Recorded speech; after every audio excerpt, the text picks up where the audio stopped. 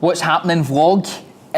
Let's talk about the Japanese term Kaizen, which effectively in the business world means continuous improvement. I dare say a lot of you have heard about it before, but let's look at it in a little bit more detail. Hit it! That's what I'm talking about. Wait! Okay, now, from the beginning. Hit it, boys.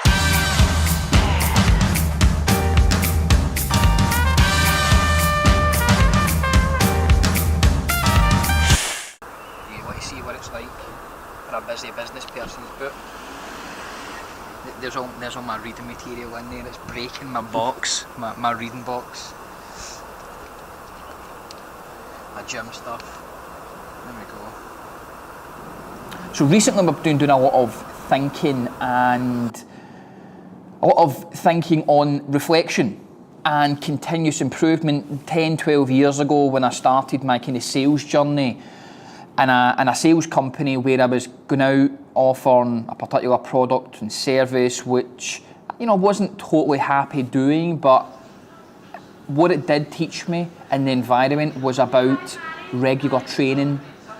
It taught me about discipline, how to consistently drill in information to yourself so that you retain it and it sticks with you. And from a sales, when I became a sales manager with them, how to really get information in the minds of other people. As I said, the product service company culture I wasn't keen with, but there were certain elements of that environment that I think is essential to kind of win in business, and particularly in sales. So Kaizen, continuous improvement, 10, 12 years ago, we often spoke about Kenai, which was continuous and never ending improvement, which was just a kind of subtle difference from it, but ultimately the same thing. First of all, let's think about what it actually means. Then we'll talk about how we learn and what we can do to get better. And then finally, how do we make sure that we retain it? Well, first things first, what Kaizen and continuous improvement means is that it's a mentality that you have to get into and setting up good habits. It's about discipline. It's about being, we've talked about in one of the podcasts, borderline obsessed about your craft. If you want to have any real element of success in the field that you're in, you have to treat it seriously, you have to be a professional. That's why often people in sales in particular, they see it as a kind of a sideline to what they have to do. They don't really see themselves as professional salespeople, and that's why their results are fairly inconsistent, versus the people that really take it seriously are the ones that really create big earners and craft out really incredible careers for themselves. And build up to sales manager and build sales companies and have huge success. So, continuous improvement. It takes a multitude of things to actually create any level of success when you're talking about continuous improvement. But one thing that you really do need is discipline. In order to become habitual in good practice or in certain things, we have to be disciplined. Don't do shit because you feel like doing it. You do it because you need to do it, because it gets you better, because it's going to get to the end result. It's the times where we don't feel like doing it are the days that we need to do it. The people that you see that are successful in any field, business, life, sales, the chief execs, the successful people do things not just because they feel like doing them, because they need to do them. They set good habits for themselves. They're disciplined. That's what you have to do. That's what continuous improvement means, is doing shit even when you don't feel like it. I'm tired, I really should go to my bed now, but you stay up and you study. That's what discipline is, that's what hard work is, that's what the mindset of always getting better is, and that's how you set good habits, by doing it over and over and over and over again, consistency. It then becomes a habit. That's where you get success. But after you create these good habits and you understand what Kaizen and continuous improvement actually means, How do you get better in the field of business? Well, some ways that I favour is I see business not as a job. I don't start at 9 and I finish at 5. Business for me is all round. It's a hobby as well. It's a passion. So you're only really going to set these habits up as if you're passionate about it. I would rather read a business article than watch a movie. I would. Call me sad, but that's because my passion is in business. So, first of all, podcasts.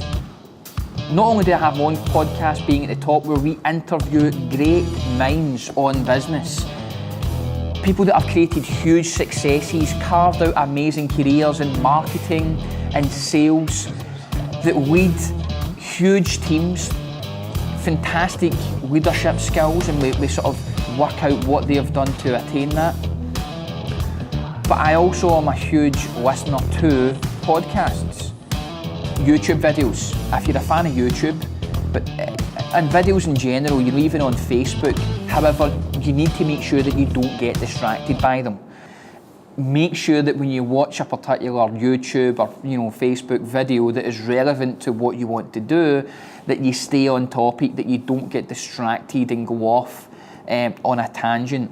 But these are all ways which I would encourage you to start getting your teeth into and understanding and learning, and start to enjoy them, creating these good habits to do. And I'll tell you, some habits that I have which kind of emphasise that or strengthen that position for myself. But finally, we have reading and books. There is something magical about reading books. I take forever to read books. As I said, reading is not something that is my strong point, but it's something that I force myself to do. As I said previously, discipline, building good habits, that's what it takes. You want to be making sure that you pick targeted books that have been highly recommended, that are done by business professionals. You want to stay focused on them. You want to mark them up, learn from them. But business books, don't get distracted. I think they say that the average person can read about 1 page every 2 minutes. That means every hour you can do about 30 pages.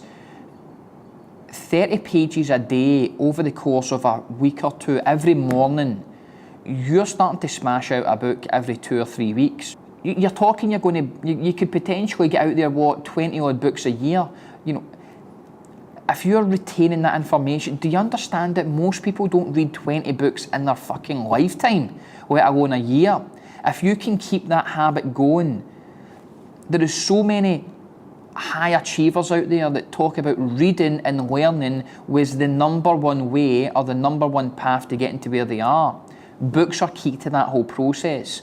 So make sure you're spending 40, 50, 60 minutes each day, even if it's split up over the 24 hours, 1 hour within the 24 hours.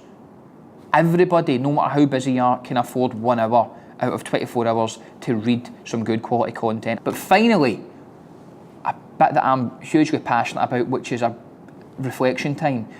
Time where you can go back more likely in a different environment from your day-to-day activities. So here we are in my office. This is the office. In the office, there are certain things expected of me. I'm there to answer technical queries. People are there's also general chit-chat happening as well. And my mind sometimes is not in the reflection mode.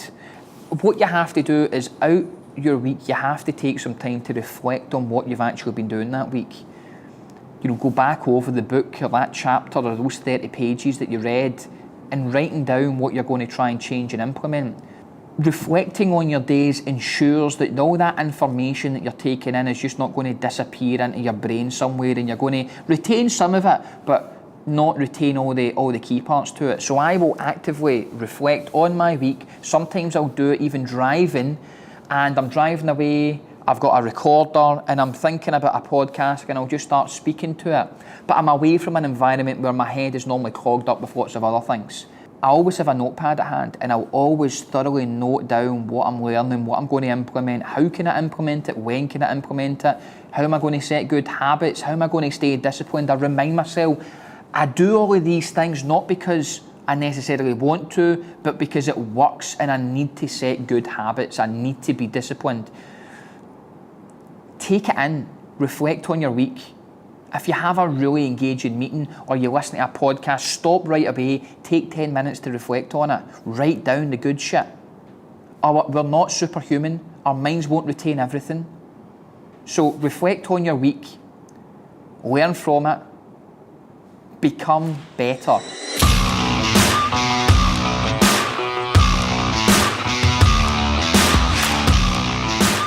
As you can see, there is a multitude of different ways that we can actually learn and get better.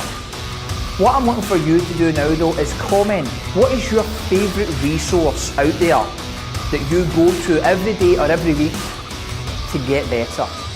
Thanks for watching.